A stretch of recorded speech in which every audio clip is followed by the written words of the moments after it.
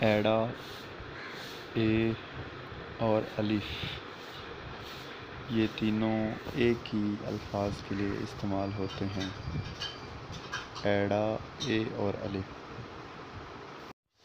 ببا، be اور بے، یہ تینوں جو ہے نا ساؤنڈ ایک ہی آواز کے لیے استعمال ہوتے ہیں۔ بے کے لیے ببا اور بی کے لیے بھی ببا استعمال ہوتا ہے، گرمکھی میں ببا کہتے ہیں۔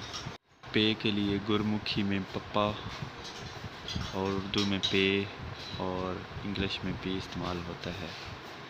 گرمکھی میں پے کو پپا بولتے ہیں۔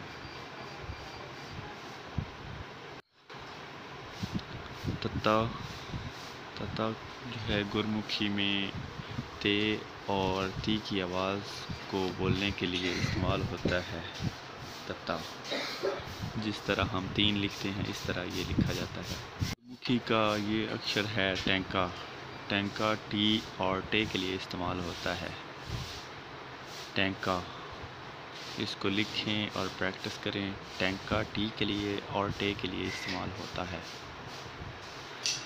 اور سسا، سسا سے کی آواز جس سے نکلتی ہے نا اس کے لیے استعمال ہوتا ہے، جیسے سے، سین، صاد وغیرہ کے لیے سسا استعمال ہوتا ہے۔